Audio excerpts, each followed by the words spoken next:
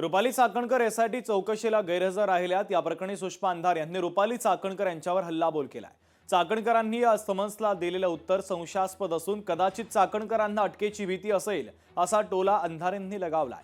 चाकणकरांचा खरात प्रकरणामध्ये सहभाग नसेल तर चौकशीला का घाबरतायत असा थेट सवाल देखील शिवसेना उद्धव बाळासाहेब ठाकरे पक्षाच्या प्रवक्त्या सुषमा अंधारे यांनी उपस्थित केलाय।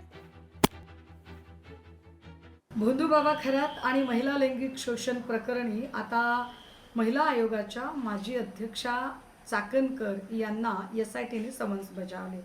मात्र मी महिला आहे आणि महिला असल्यामुळे मी नाशिकला येऊ शकत नाही असं चाकणकरांनी दिलेलं कारण काही पटण्यासारखं नाही।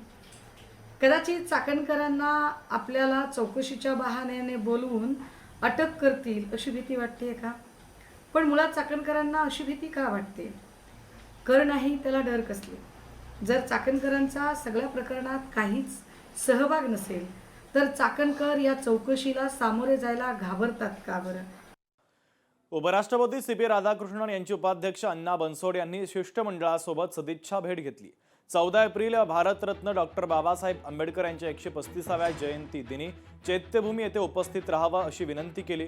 यावेळी दादर येथे सुरू असलेल्या डॉक्टर बाबासाहेब आंबेडकर यांच्या स्मारकाच्या कामाबद्दल उपराष्ट्रपती यांनी शिष्टमंडळाकडे विचारणा केली आणि कामाला अधिक गती यावी यासाठी मुख्यमंत्री फडणवीस यांच्याशी भेटी दरम्यान चर्चा करणार असल्याचा विश्वासही त्यांनी दिला।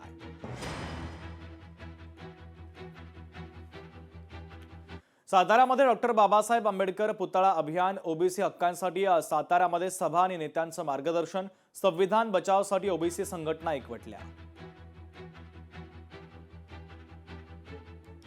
या ज्या ताई आहेत त्यांचा मी तुम्हाला चॅलेंज देतो, त्यांचा स्वतःचा, त्यांच्या वडिलांचा, त्यांच्या आजोबाचा तुम्ही आत्ता त्यांनी जोडलेला फक्त जातीचा दाखला बघायचा, जन्म दाखला त्याच्यावर हिंदू मराठा असणार आणि जर नसला तर आम्ही चळवळ सोडून देऊ।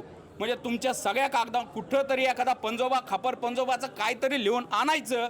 एका दिवसात दाखले दिलेत। ह्या जे इथले प्रांत असतील त्यांनी जो दाखला दिलाय ना त्यांना पण सोडणार नाही।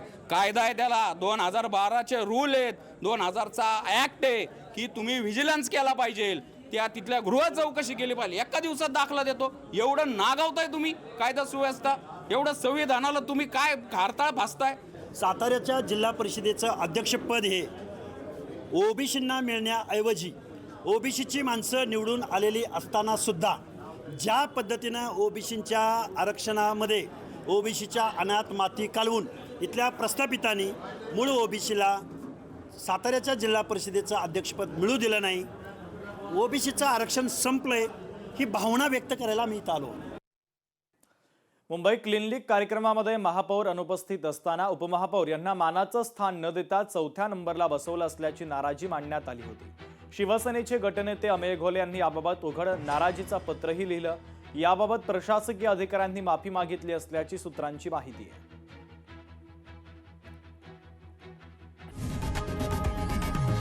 लोकशाही मराठी ऐका, पहा, जागरूक रहा।